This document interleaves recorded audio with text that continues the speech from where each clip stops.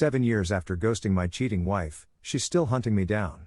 From discovery to disappearance, my journey of healing and her relentless pursuit for reconciliation. It's been 7 years since I disappeared from my old life, and I thought I'd left everything behind. But the past has a way of catching up, no matter how far you run. I was 28 when I married Sarah. We'd been college sweethearts, and after 5 years of dating, it felt like the natural next step. The first 2 years of our marriage were blissful. We bought a small house in the suburbs, adopted a golden retriever named Max, and started talking about having kids. I thought I had it all figured out. Then came that fateful business trip to Chicago. I was supposed to be gone for a week, but a canceled meeting meant I could surprise Sarah by coming home 2 days early. In hindsight, I wish I'd just stayed in that hotel room. I still remember the excitement I felt as I quietly unlocked our front door, imagining Sarah's face when she saw me. But the house was eerily quiet. No TV, no music, not even Max's usual eager greeting. As I climbed the stairs, I heard muffled sounds coming from our bedroom. My heart started racing, but my mind refused to accept what was becoming increasingly obvious. The bedroom door was slightly ajar. I pushed it open, and there they were, Sarah and my best friend, Tom, tangled in our bed. The bed we'd saved up for months to buy. The bed where we'd planned our future together. They didn't notice me at first. I stood there, frozen, for what felt like an eternity but was probably only a few seconds. Then Sarah's eyes met mine, and time seemed to stop. The look of shock and guilt on her face is seared into my memory. What followed was a blur of shouting, crying, and desperate explanations. Sarah swore it was a one-time mistake, that she loved me and only me. Tom stammered apologies, saying he'd been drunk and it didn't mean anything. But as I looked at them, all I felt was a cold, numbing emptiness. I left the house that night, checking into a nearby hotel. Over the next few days, Sarah bombarded me with calls and texts, begging for forgiveness and a chance to explain.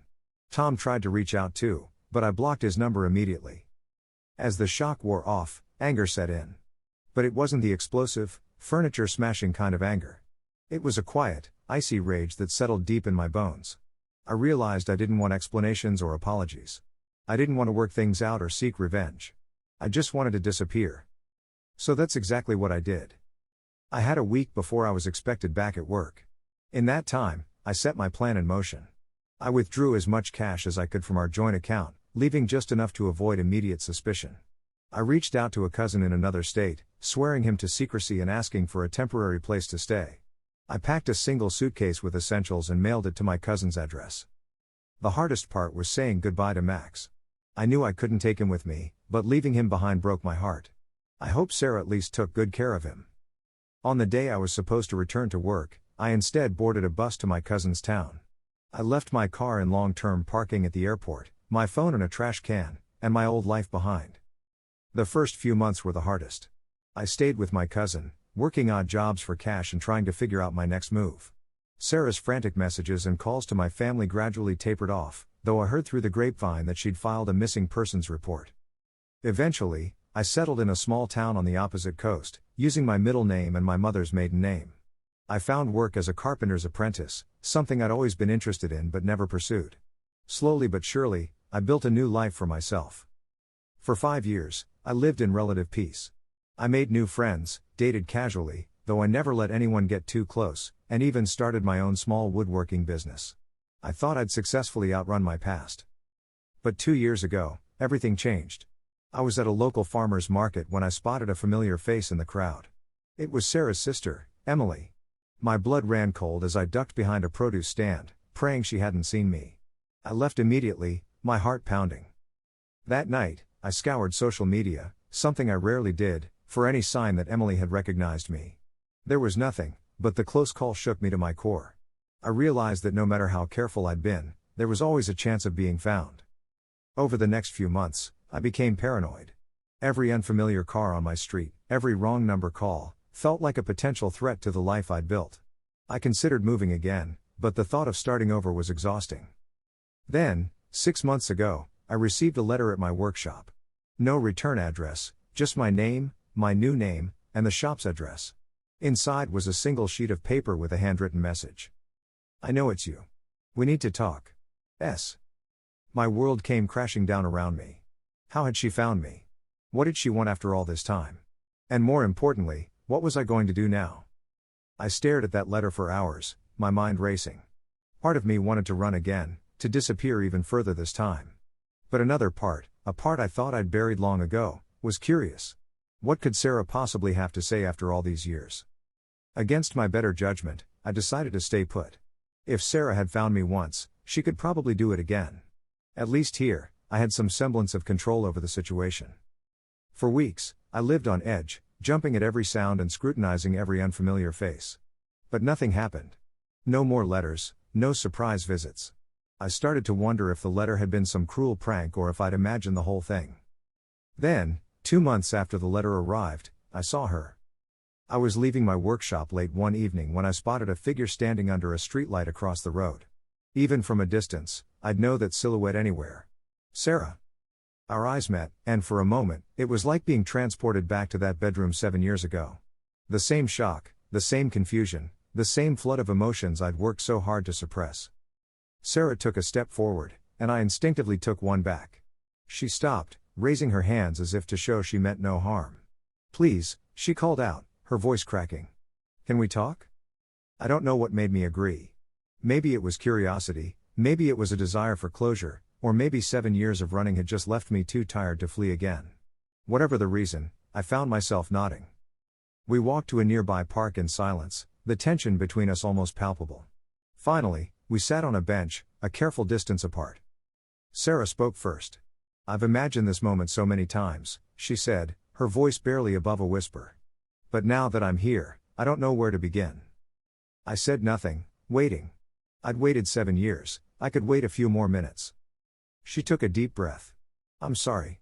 I know those words probably mean nothing to you now, but I need you to know how deeply, truly sorry I am. What I did. There's no excuse. I destroyed everything we had, everything we could have been." I felt a familiar anger rising in my chest. "Why now?" I asked, my voice rougher than I'd intended. "Why track me down after all this time?" Sarah's eyes filled with tears. "Because I never stopped loving you," she said. "Because not a day has gone by that I haven't regretted what I did. Because I've spent 7 years trying to make amends, hoping that someday I'd get the chance to tell you how sorry I am." I laughed, a harsh, bitter sound. "Make amends? By hunting me down? By disrupting the life I've built?" She flinched at my words but pressed on. "I know it sounds crazy. But when you disappeared. God, I was so worried. I thought something terrible had happened to you. It took me months to realize that you'd left by choice, that you'd left because of what I'd done." "How did you find me?" I asked, ignoring her explanation. Sarah hesitated. It wasn't easy. I hired a private investigator a few years ago. He found traces of you in different cities, but by the time I'd get there, you'd be gone. Then, last year, he got a lead here. I've been in town for months, trying to work up the courage to contact you." The idea that she'd been in my town for months, watching me, made my skin crawl. "What do you want from me, Sarah? Forgiveness? A second chance? Because I don't think I have either of those to give." She shook her head. "I don't expect forgiveness. I don't deserve it. I needed you to know how sorry I am. How much I regret what I did. And I needed to know that you're okay." We sat in silence for a while, the weight of 7 years hanging between us. Finally, I spoke. "I'm not the same person I was back then, Sarah. That man, your husband, he's gone.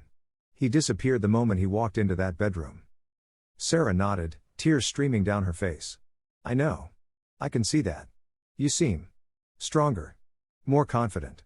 I'm glad you've built a good life for yourself. You deserve that." "What about you?" I found myself asking, surprised by my own curiosity. "What have you been doing all these years?" She gave a sad smile. "Trying to be a better person. I've been in therapy, working through my issues. I divorced Tom a year after you left. That was a mistake from the start. I've focused on my career, on being there for my family. But there's always been this hole in my life, this constant reminder of the biggest mistake I ever made." I didn't know how to respond to that. Part of me felt a vindictive satisfaction in knowing she'd suffered, but another part, a part I wasn't entirely comfortable with, felt a twinge of sympathy. "Listen," Sarah said, her voice taking on a pleading tone. "I know I have no right to ask anything of you. But is there any chance we could? I don't know, stay in touch? Maybe try to build some kind of friendship?" I stared at her, incredulous. "Friendship? Sarah, You upended my entire life. I had to leave everything behind because of what you did. How could we possibly be friends? She nodded, looking dejected but not surprised. I understand. I had to ask. I couldn't live with myself if I didn't at least try. As I looked at her, I was struck by how different she seemed from the woman I'd married. There was a sadness in her eyes, a weariness that hadn't been there before. For the first time, I allowed myself to really think about what these 7 years must have been like for her. I can't offer you friendship, Sarah, I said slowly. Too much has happened. But I can offer you forgiveness. Her head snapped up, eyes wide with disbelief. What? I took a deep breath. I forgive you. Not for your sake, but for mine. Carrying this anger, this bitterness. It's exhausting. I want to let it go. Tears welled up in Sarah's eyes again, but this time, there was a glimmer of something else. Relief, maybe. Or gratitude. Thank you, she whispered. You have no idea what that means to me. We sat there for a while longer, the silence between us no longer as tense as before. As the sun began to set, I stood up. I should go, I said. Sarah nodded, standing as well. Of course. Thank you for talking with me. For listening. I turned to leave, then paused. Sarah? She looked at me expectantly. Please don't contact me again. I've built a life here, a good life. I'd like to keep it that way. She nodded, a mix of understanding and sorrow on her face. I won't, I promise. Take care of yourself. As I walked away, I felt a weight lift from my shoulders. The anger I'd carried for so long began to dissipate, replaced by a sense of peace I hadn't felt in years. I knew this wasn't the end. Sarah's reappearance had stirred up old memories and emotions that would take time to process. But for the first time in 7 years, I felt truly free. Free from the past, free from the anger, free to fully embrace the life I'd built for myself. As I reached the edge of the park, I turned back for one last look. Sarah was still standing there, watching me go. I raised my hand in a small wave, a final goodbye to the life I'd left behind. Then I turned and walked into the future, ready to face whatever came next. In the days following my encounter with Sarah, I found myself in a state of emotional turmoil. The carefully constructed walls I'd built around my past began to crumble, and memories I'd long suppressed came flooding back. Nights were the worst. I'd lie awake, replaying our conversation in the park, wondering if I'd made the right decision in forgiving her. A week after our meeting, I received another letter at my workshop. My heart raced as I recognized Sarah's handwriting, but I forced myself to open it. Inside was a single page. Thank you for hearing me out. As promised, this is the last you'll hear from me. I've included my therapist's contact information if you ever feel the need to talk to someone about what happened. I truly hope you find happiness. Goodbye. True to her word, that was the last direct contact I had with Sarah. But her brief reappearance in my life had set off a chain reaction I couldn't ignore. I found myself opening up to friends about my past for the first time. Their support and understanding helped me realize how much I'd been holding back, not just about Sarah, but in all my relationships. I'd been so focused on protecting myself that I'd missed out on genuine connections. Inspired by Sarah's suggestion, I started seeing a therapist. It wasn't easy at first, dredging up old wounds, confronting the pain and anger I'd buried. But slowly, I began to heal. I learned to forgive not just Sarah, but myself as well. I'd been carrying so much guilt for running away, for cutting off my family and friends without explanation. Through therapy, I started to understand that while disappearing might not have been the healthiest choice, it was the only way I knew to protect myself at the time. As I worked through my issues, I felt a growing desire to reconnect with my past. With my therapist's encouragement, I reached out to my parents. The phone call was emotional, to say the least. They'd spent years wondering if I was dead or alive, and hearing my voice again brought them to tears. We talked for hours, and though there was hurt and confusion on both sides, there was also love and relief. Reconnecting with my family opened a door I thought I'd closed forever. Over the next few months, I cautiously re-established contact with old friends and relatives. Some were angry at first, others just grateful to know I was okay.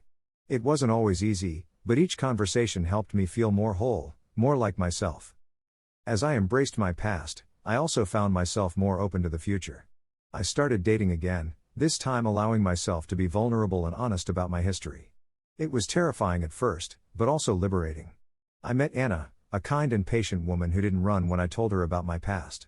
Instead, she held my hand and thanked me for trusting her. Our relationship grew slowly but steadily, built on a foundation of honesty and mutual respect. A year after my encounter with Sarah, I made a decision that once would have seemed impossible. I moved back to my hometown. Not to reclaim my old life, but to build a bridge between who I was and who I'd become. I kept my woodworking business, commuting to my workshop in the next town over, but I was finally ready to stop running. The move wasn't without its challenges.